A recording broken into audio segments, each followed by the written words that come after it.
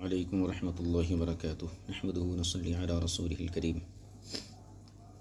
جیسا کہ ناظرین کو معلوم ہے، جامعہ انواریہ حیدرآباد باب العلم انواریہ ایجوکیشنل سوسائٹی کی جانب سے تفسیرات احمدیہ کے درس کا سلسلہ جاری ہے۔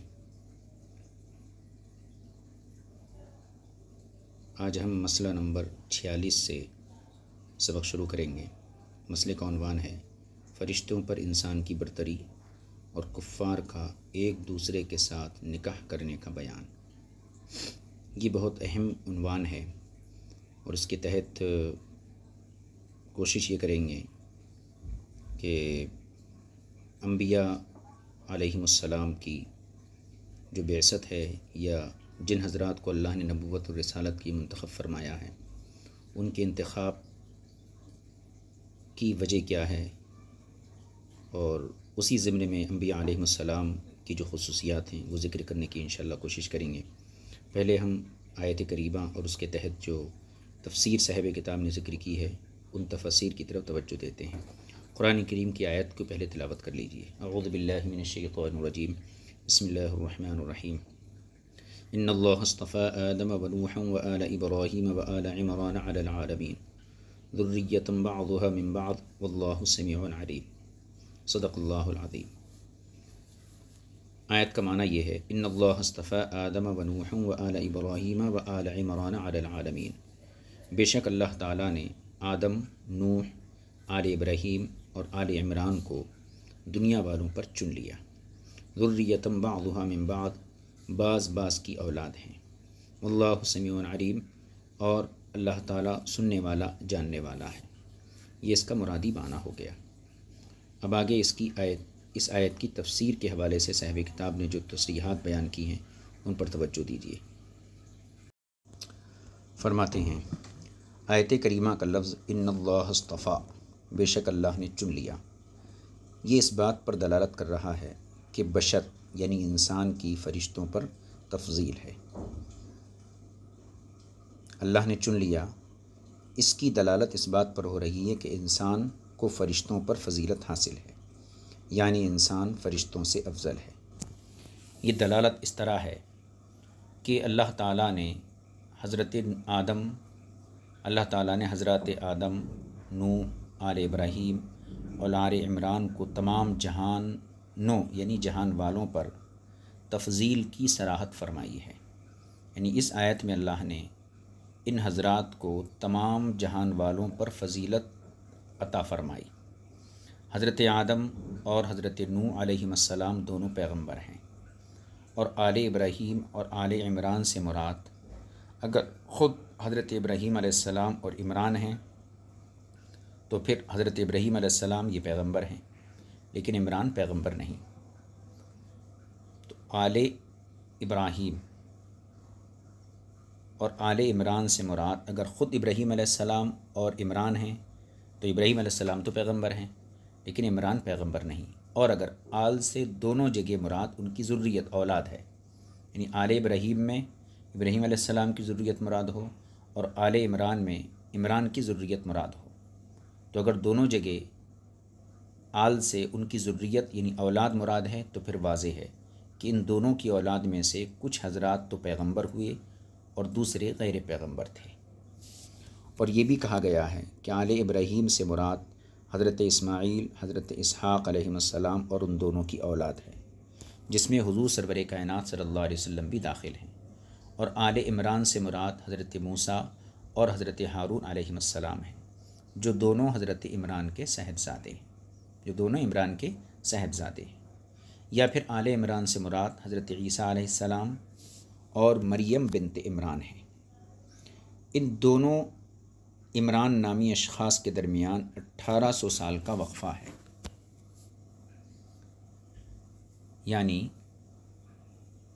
موسیٰ علیہ السلام اور ہارون علیہ السلام یہ بھی عمران کی اولاد میں سے ہیں، اور حضرت عیسیٰ اور مریم بنت عمران یہ بھی عمران کی اولاد میں سے ہیں۔ تو دو جگہ عمران آیا، دونوں کی عمر میں 1800 سال کا وقفہ ہے۔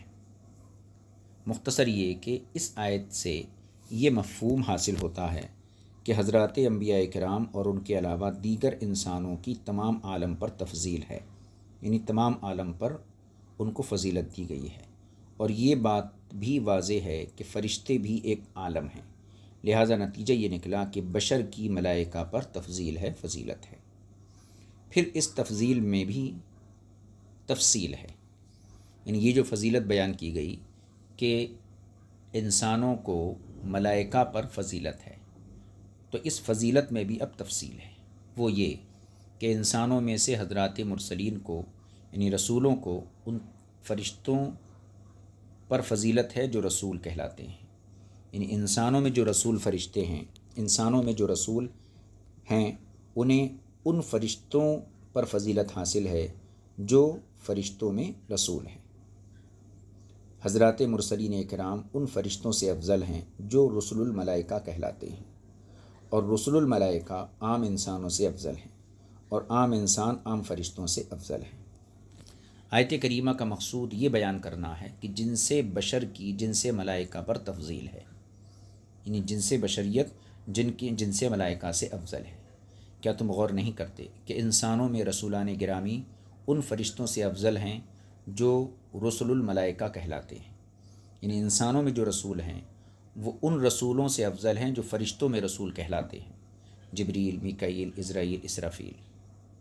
اور عام انسان عام فرشتوں پر افضل ہیں، اگرچہ رسل الملائکہ عام انسانوں سے افضل ہیں، لیکن ان فرشتوں کی عام انسانوں پر فضیلت بوجہ رسول ہونے کے ہے، یعنی جو فرشتے رسول ہیں وہ عام انسانوں سے افضل ہیں، تو ان کی جو فضیلت ہے وہ رسول ہونے کی وجہ سے ہے۔ اگر یہ بات انہیں عارض نہ ہوتی، یعنی اگر ان کے پاس رسالت کا یہ منصب نہ ہوتا تو تفضیل نہ ہوتی، تو ان کو عام انسانوں پہ فضیلت نہ ہوتی، اور ان کے مقابلے میں بھی عام انسان مفضول قرار دیے گئے، یعنی جو رسول فرشتے ہیں ان کے مقابلے میں عام انسان مفضول قرار دیے گئے، ورنہ مخصوص انسان جیسے حضرات انبیاء کرام سے یہ افضل نہیں ہے، یعنی ان رسولوں فرشتوں کے جو رسول ہیں وہ مخصوص انسان یعنی انبیاء کرام سے افضل نہیں ہیں۔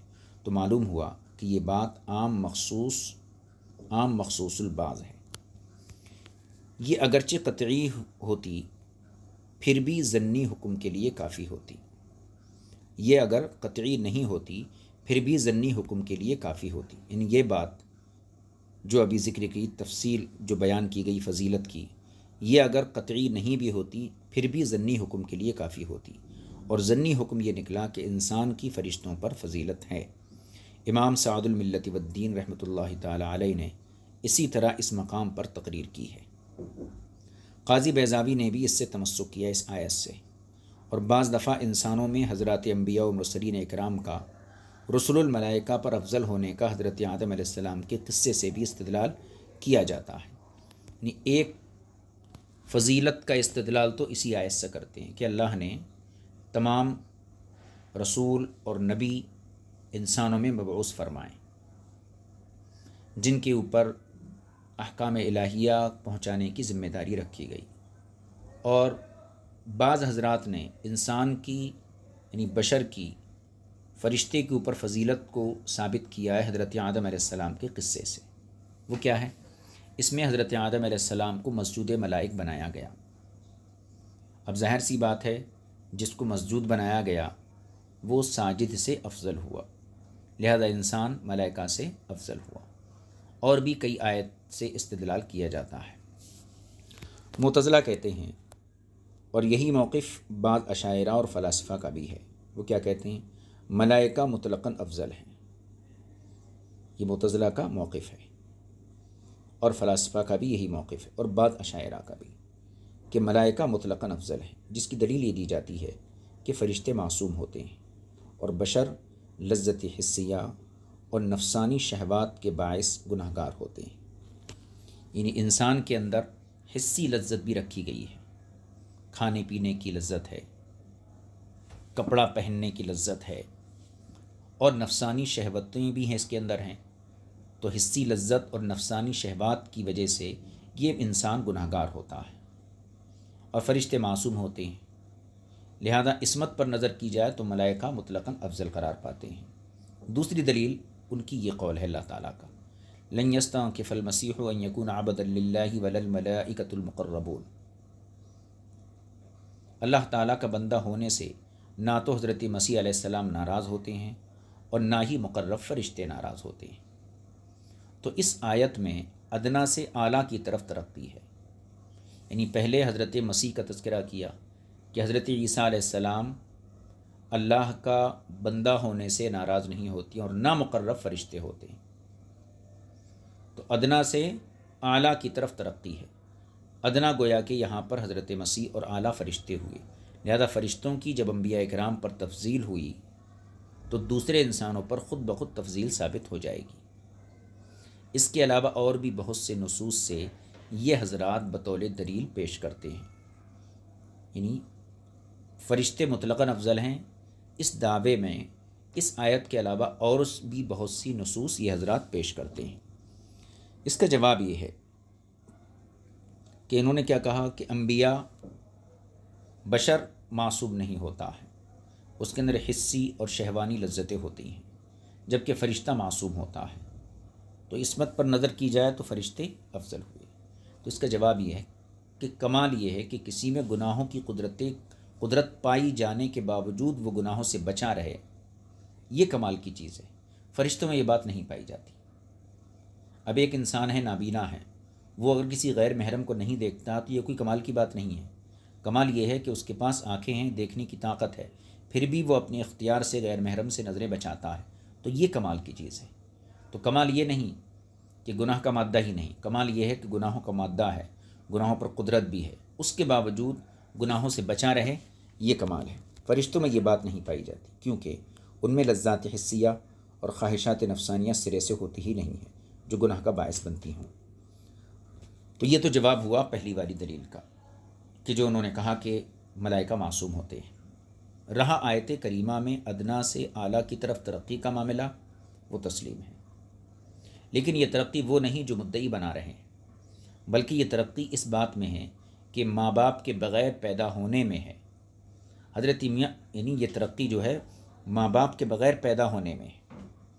حضرت مسیح علیہ السلام بن باپ کے پیدا ہوئے، ٹھیک ہے، اور فرشتے ماں باپ کے بغیر پیدا ہوئے، تو اس لحاظ سے ترقی ہے کہ حضرت مسیح کو بھی اللہ کا بندہ ہونے سے کوئی ناراضگی نہیں، جبکہ وہ بن باپ کے پیدا ہوئے، اور ملائکہ مقربین کو بھی اللہ کا بندہ ہونے سے کوئی ناراضگی نہیں، جبکہ وہ حضرات بغیر ماں اور بغیر باپ کے پیدا کیے گئے۔ تو یہاں ترقی جو ہے وہ نہیں جو معتزلہ نے دعویٰ کیا ہے، بلکہ ماں باپ کے بغیر پیدا ہونے کے اعتبار سے یہ ترقی ہے، اور اس سے ہمارے مذہب کو کوئی حرف نہیں آتا ہے۔ دیکھیے یہ عبارت دیکھ لیجیے۔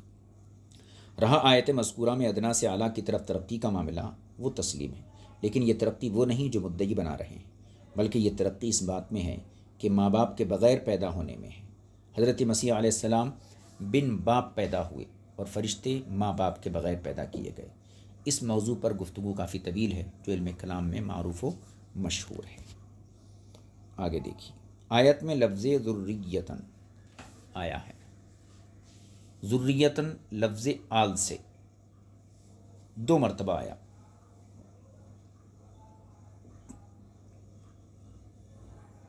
یعنی آل یہاں پر 2 مرتبہ آیا، آل ابراہیم و آل عمران، تو ذریتن لفظ آل سے بدل واقع ہے، اور قول باری تعالیٰ بعضھا من بعض مبتدا اور خبر ہے، اور ذریتن کی صفت ہونے کی وجہ سے موضع نصب میں، حالت نصبی میں ہے، یعنی آل ابراہیم اور آل عمران ایک ایسی ذریت ہیں جو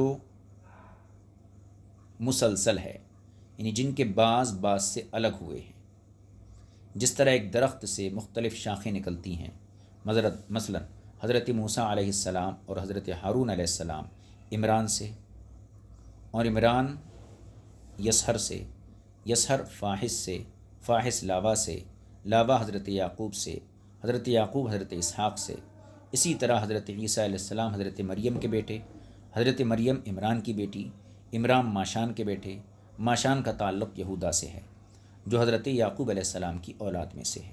یہ بھی کہا گیا ہے کہ بعض کا بعض سے ہونا نسب کے اعتبار سے نہیں ہے بلکہ دین کے اعتبار سے ہے۔ ہاکذا فی المدارک، یہ مدارک کا خلاصہ تھا۔ امام زاہد کہتے ہیں کہ ان میں سے بعض کی اولاد ہیں، اور یہ اللہ تعالیٰ کی طرف سے اس بات کی شہادت ہے کہ حضرات انبیاء کرام کا نسب طہارت والا ہوتا ہے، ان کا نسب پاکیزہ ہوتا ہے، اور اس میں یہ بھی دلیل ہے کہ کفار کا باہم نکاح صحیح ہوتا ہے، بشرطی کہ وہ نکاح ان کے اپنے اپنے اعتقادات کے مطابق درست شمار ہوتا ہو۔ ھذا لفظہ، یہ جو ہے امام زاہد کے الفاظ تھے۔ مسئلہ مذکورہ کے تمسک کی وجہ غور و فکر اور تأمل سے بالکل ظاہر نظر آتی ہے۔ یہ مسئلہ تو یہاں مکمل ہو گیا،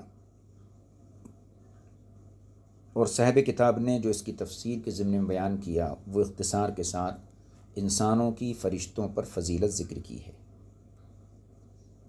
لیکن میں نے جو عرض کیا تھا آغاز میں کہ اللہ تعالیٰ جن لوگوں کو نبوت اور رسالت کے لیے منتخب فرماتا ہے انہیں کیوں منتخب فرماتا ہے، ان میں اور عام انسانوں کے درمیان کیا فرق ہوتا ہے، یہ چیز ملا جیون نے یہاں ذکر نہیں کی ہے۔ البتہ امام رازی نے تفسیر کبیر میں اسی آیت کریمہ کے تحت بہت ہی عمدہ بحث کی ہے۔ انشاءاللہ اس بحث کو ہم آئندہ مسئلے میں، یعنی مسئلہ نمبر 47، اس مسئلے کے تحت اس بحث کو ہم ذکر کریں گے، اور یہاں پر اس مسئلے کو یہیں پر مکمل کر دیا جاتا ہے۔ اور انبیاء اکرام کا انتخاب، بلکہ یوں کہیے کہ ان کے انتخاب کی وجہ کیا ہوتی ہے، اس کی تفصیلات انشاءاللہ تعالی مسئلہ نمبر 47 میں، یعنی حضور اکرم صلی اللہ علیہ وسلم کی تمام انبیاء اکرام پر فضیلت کا جو مسئلہ ہے، اس مسئلے کے ضمن میں انشاءاللہ ہم کوشش کریں گے کہ اس کی وضاحت کریں۔ وصلی اللہ علی نبی المیر کریم وآلہ وصحبہ اجمعین، والحمد للہ رب العالمین۔ السلام علیکم ورحمۃ اللہ وبرکاتہ۔